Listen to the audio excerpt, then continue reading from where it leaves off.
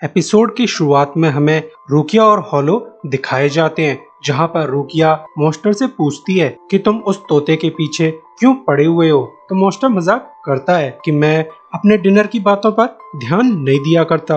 वैसे रुकिया इस फाइट के दौरान थोड़ा पिंच में थी, क्योंकि उसकी सोल पावर्स अभी तक लौटकर नहीं आई थी। तो रुकिया की ये फाइट काफी डेंजरस साबित होने वाली है।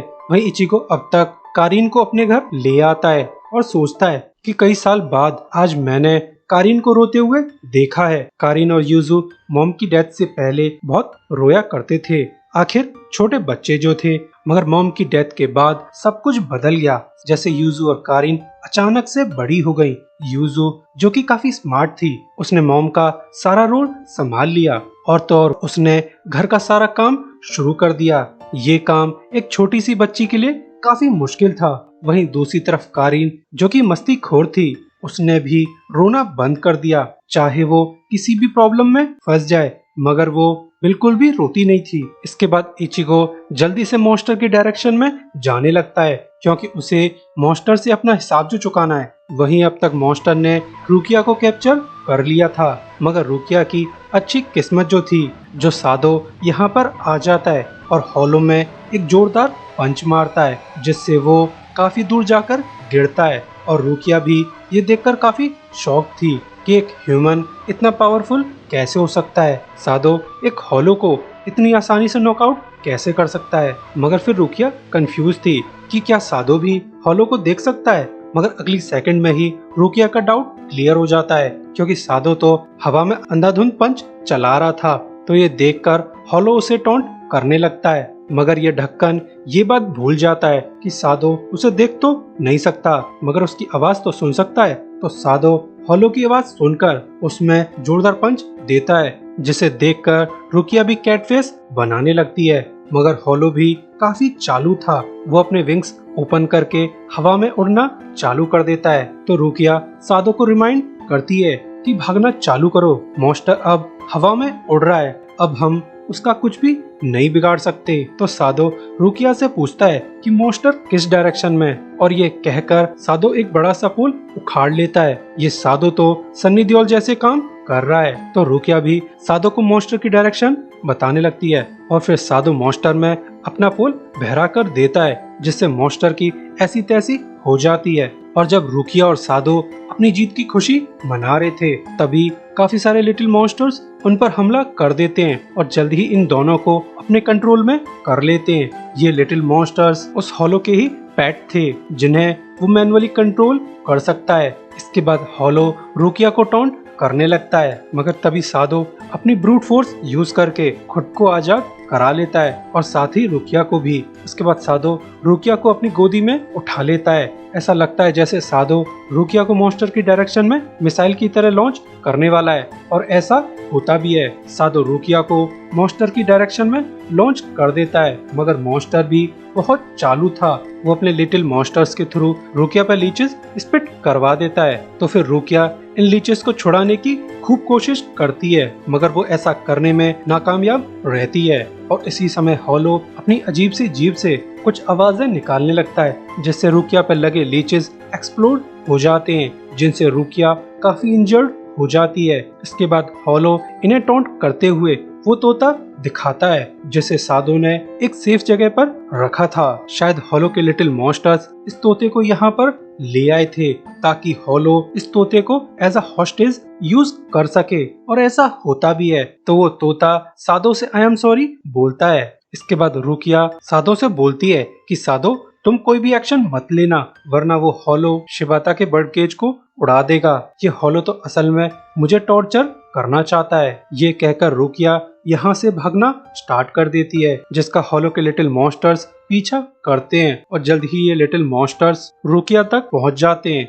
और उस पर अपने लीचेस फायर करने लगते हैं, जिसका फायदा उठाकर हॉलो इन लीचेस को एक्सप्लोड करके रुकिया को टॉर्चर करने लगता है। उसे रुकिया को टॉर्चर करने में बहुत मजा आ रहा था, मगर रुकिया भी काफी चालू थी। वो असल में इचिगो की डायरेक्शन में भाग रही थी, और फिर थोड़ी ही देर में इचिगो मॉन्स्टर तक पहुंच जाता है, जिसे देखकर रुकिया भी काफी खुश थी। और फिर वो अपने सोल ग्लव से इचिगो की सोल को उसकी बॉडी से अलग कर देती है।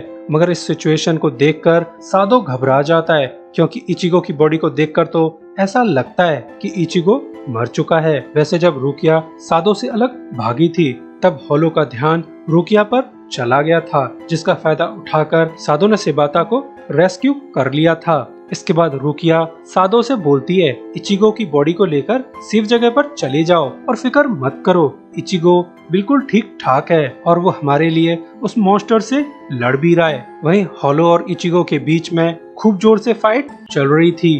तो इचिगो होलो से पूछता है, क्या तुमने ही उस बच्चे के पेरेंट्स को मारा था जिसने उस तोते को पजेस कर रखा है? तो ये सुनकर रुकिया काफी ज्यादा शॉक्ड थी। तो शिबाता इन्हें बताता है कि सब मेरी गलती है, मैं ही अपनी मदर को फिर से जिंदा करना चाहता था। तो रुकिया पूछती है कि तुमसे किसने कहा कि मरे हुए इंसान को जिंदा किया जा सकता है? वहीं होलो इचिगो को बताता है कि मैंने ही शिबाता की मॉम को मारा था। मरने से पहले मैं एक सीरियल किलर था और मेरी लास्ट विक्टिम शिबाता की मदर थी। वो लेडी भी काफी अजीब थी। उस लेडी ने अपनी आखिरी सांस तक शिबाता की जान बचाने की कोशिश की और जब मैं उसे चेस करते हुए बालकोनी तक गया, शिबाता ने मेरे शूलेस को पकड़ लिया, जिससे मैं बालकोनी से नीचे गिर गया और मारा गया। मगर फिर भी मैं पूरी तरह से मरा नहीं, मैं एक होलो में बदल गया। फिर मैंने इस शैतान बच्चे को सजा देने का प्लान बनाया और उस बच्चे की सोल को एक तोते में डाल दिया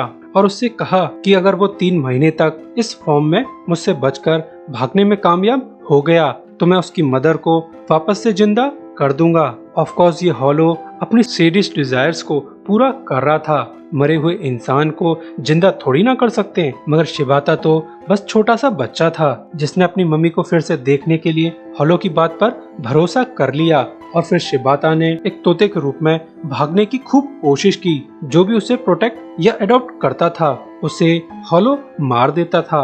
होलो बताता है कि ये सब तो मेरे लिए एक गेम था जिसे मैं खूब एंजॉय कर रहा था, और जब भी वो बच्चा थक हार कर रोने लगता था तब मैं उसे बोलता था, क्यों क्या हुआ बच्चे, तुम्हें अपनी मम्मी को नहीं देखना? तुम्हारी मदर तुम्हारा इंतजार कर रही है। ये सब सुनकर वो बच्चा फिर से हिम्मत करके भागना चालू कर देता था। ये सब सुनकर इचिगो की सनक जाती है और वो होलो को जोरदार पंच मारता है और फिर होलो की जीभ को उखाड़ देता है ताकि मॉन्स्टर बॉम्ब्स को एक्सप्लोड न कर सके। इसके बाद इचिगो एक ही वार में इस होलो को मार देता है, मगर होलो प्यूरिफाई होने के बजाय बहुत सारी इविल एनर्जी रिलीज करने लगता है, जिससे उसके ऊपर की स्काई में एक बहुत बड़ा सा डोर मैटेरियलाइज्ड होता है जो कि दिखने में काफी इविल था, जिसे देखकर इचिगो काफी शॉक था। तो रुकिया बताती है कि ये नर्क का दरवाजा है, ये सिर्फ उन इंसानों के लिए खुलता है जिन्होंने अपनी लाइफ में बहुत सारे सिंस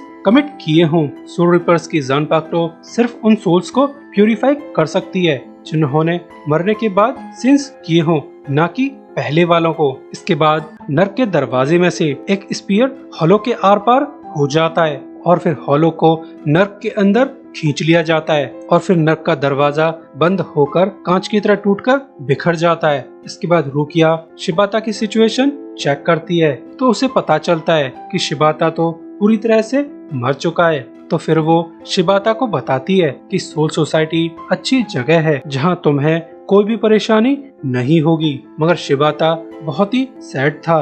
तो इचिगो बोलता है कि मे बी तुम्हें सोल सोसाइटी में अपनी मॉम मिल जाए। ये सुनकर वो तोता भी काफी खुश हो जाता है और फिर शिबाता सभी को अपनी रियल फॉर्म दिखाता है और फिर वो सादो को थैंक्स भी बोलता है, क्योंकि सादो ही ऐसा पर्सन था जिसने इतनी मुसीबत झेलने के बाद भी शिबाता को अबेंडन नहीं किया। इसके बाद शिबाता खुशी से पास ऑन कर जाता है, जिसका एहसास कारिन को भी हो जाता है। तो वो अपने बिग ब्रो को थैंक्स बोलती है। इसी के साथ ये एपिसोड एंड होता है। सो अभी के लिए good bye, thanks for watching.